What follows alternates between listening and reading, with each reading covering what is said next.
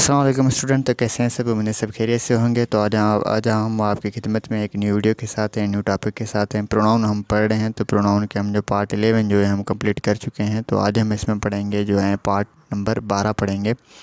उससे पहले अगर आप चैनल पे न्यू हो तो चैनल को ज़रूर सब्सक्राइब करें, वीडियो को लाइक करें, अपने दोस्तों के साथ चैनल को शेयर करें ताकि वो भी इस इल्म का फ़ायदा उठा सकें। जो भी हम आपको सिखाते हैं वो इसको जो है इसका फ़ायदा उठा सकें और सीखें और आगे बढ़ें। तो चलते हैं। उससे पहले एक लाइक और चैनल को ज़रूर सब्सक्राइब करें। तो चलते हैं पार्ट नंबर 12 पे। तो पार्ट नंबर 12 में हम क्या पढ़ेंगे कि रिलेटिव प्रोनाउन पढ़ेंगे। तो पहले हम जो हैं इंडेफिनाइट प्रोनाउन और डेमोंस्ट्रेटिव और डिस्ट्रीब्यूटिव प्रोनाउन जो है पहले हमने वीडियोस पे बना चुके हैं, वो भी हमारे चैनल पर हमने रख दिए, वो भी आप देख सकते हैं। तो आज हम पढ़ेंगे रिलेटिव प्रोनाउन। रिलेटिव प्रोनाउन क्या है, इसकी डेफिनेशन क्या है और ये कहाँ इस्तेमाल होता है और उसकी मीनिंग क्या है।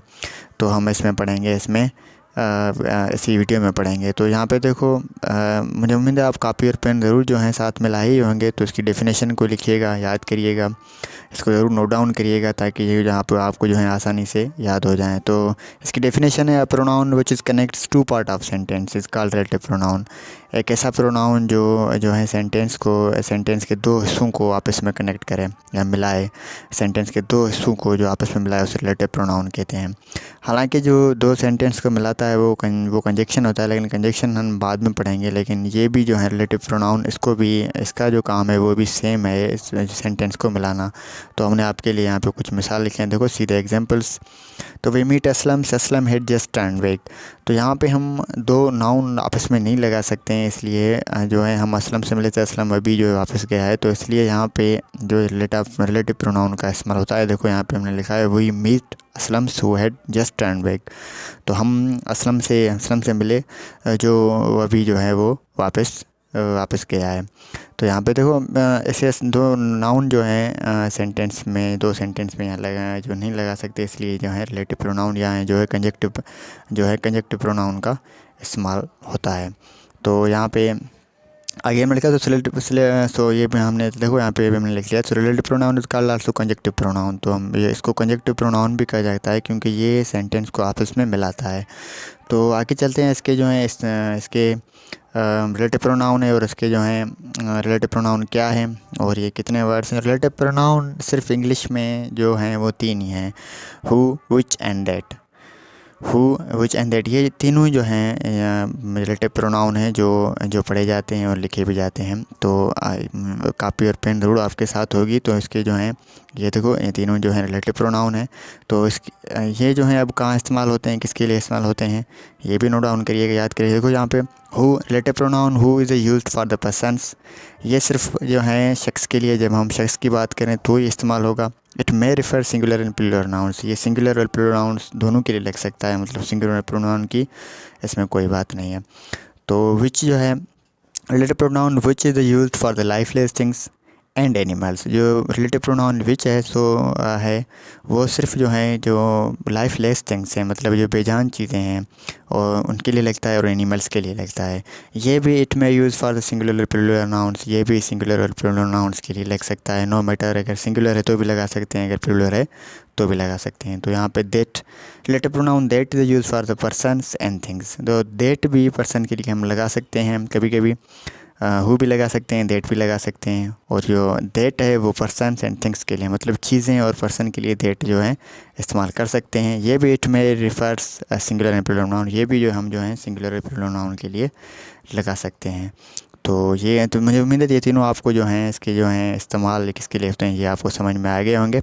तो हम चलते हैं इसके आगे जो हैं इसके रिलेटिव प्रोनाउन के हमने कुछ आपके लिए जो हैं देखो यूज़ लिखे हैं, यूज़ ऑफ रिलेटिव प्रोनाउन। तो हमने आपके लिए कुछ मिसाल भी लिखे हैं। वो we want meet to her brothers who work hard.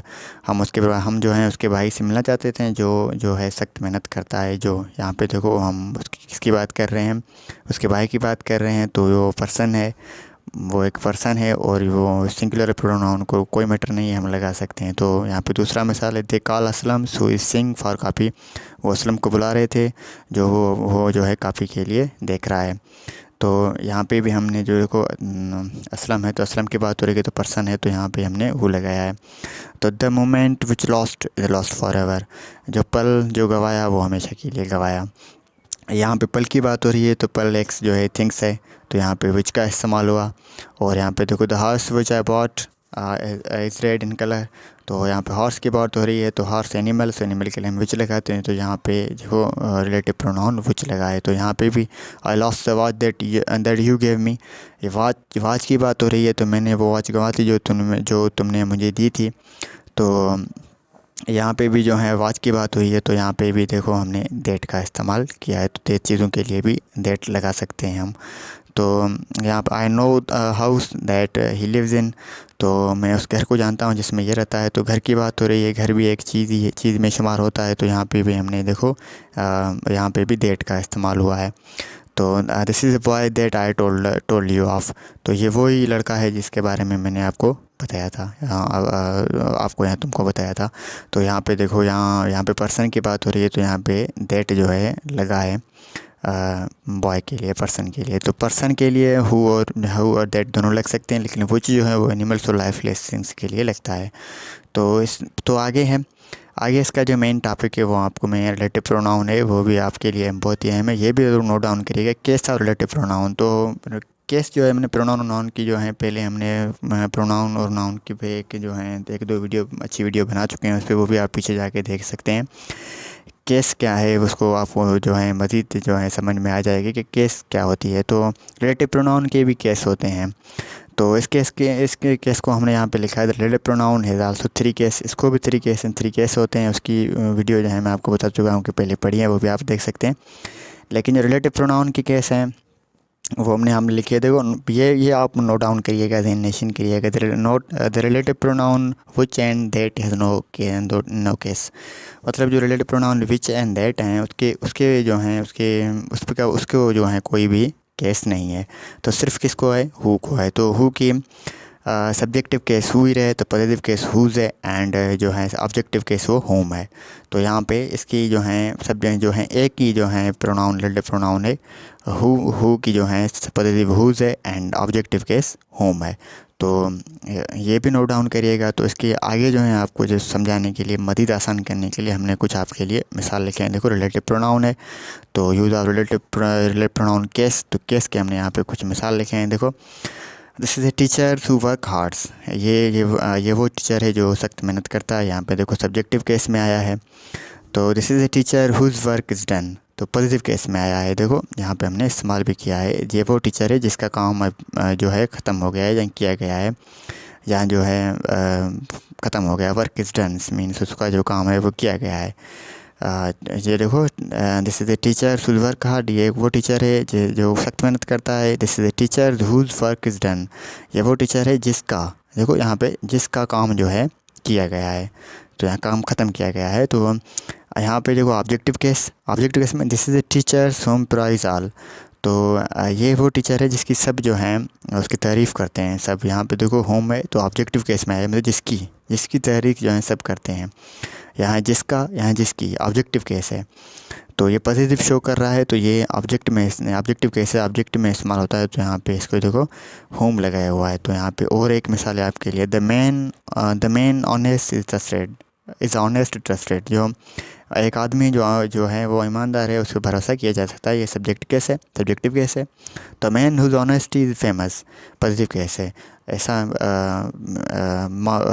जो है आदमी जिसकी ऑनेस्टी जो है बहुत जो है मशहूर है या फेमस है, इसकी ऑनेस्टी की वजह से वो जो है बहुत फेमस है। तो यहाँ पे पॉजिटिव केस है, हुज़ ऑनेस्टी इज़ फेमस, जिसकी ऑनेस्टी जो है मशहूर है। तो यहाँ पे ऑब्जेक्टिव केस है, the man who with honesty is everything for him, ऐसा आदमी जिसके लिए ऑनेस्टी उसके लिए या ईमानदारी उसके लिए सब कुछ है, जिसके लिए ईमानदारी this man is honesty is everything for him. तो मतलब इस आदमी की जो ऑनेस्टी है वो सब कुछ है इसलिए है। This man is who's honesty is famous, sorry हमने यहाँ पे दिस को जो है द पढ़ दिया है, लेकिन यहाँ पे जो है मेरे ख्याल में द ही होगा, लेकिन हमने गलती से दिस लिख दिया है। तो इसकी दिस की भी जो है आपको सेम ही मीनिंग होती है। इस मैन की जो ऑनेस्टी है वो जो है मशहूर है, और जो है दिस मैन से this home honesty is everything for him. तो इस मैन की जो है इस आदमी की जो है ऑनेस्टी इसके लिए सब कुछ है। तो मुझे उम्मीद है ये आपको जो है टॉपिक सही तरीके से समझ में आ गए होंगे रिलेटिव प्रोनाउन। तो रिलेटिव प्रोनाउन जो है हम आगे एक वीडियो और बनाएंगे, इसके जो इस्तेमाल पे एक वीडियो अच्छी सी हो आपके लिए बनाएंगे। लेकिन उससे पहले मुझे उम्मीद है आपको ये जो है अच्छी तरीके से समझ में आ गया। अगर नहीं भी आता है तो भी हम आप जो है कमेंट्स में पूछ सकते हैं, हम इस पर एक और वीडियो बना सकते हैं या वीडियो को दोबारा देख सकते हैं। जो कोई भी टॉपिक हो या कोई भी बात हो तो आप हमें कमेंट्स में पूछ सकते हैं। फेसबुक पेज है हमारा, वहाँ पे आप सर्च करते हैं, वहाँ पे भी आ सकते हैं। हमने पिछले वीडियो में जो है फेसबुक पेज की लिंक भी दी हुई है, वहाँ पर आप वहाँ भी आप रब्ता कर सकते हैं। उससे पहले अगर आपको वीडियो अच्छी लगी हो तो वीडियो को लाइक ज़रूर करें और लास्ट में जो है प्यारा सा कमेंट्स जो है ज़रूर कमेंट्स बॉक्स में करें। चैनल को ज़रूर सब्सक्राइब करें अपने दोस्तों के साथ और ज़रूर शेयर करें। अपनी और अपनी फैमिली का रखिए बहुत सारा ख्याल। मिलते हैं अगली वीडियो में। अल्लाह हाफिज़।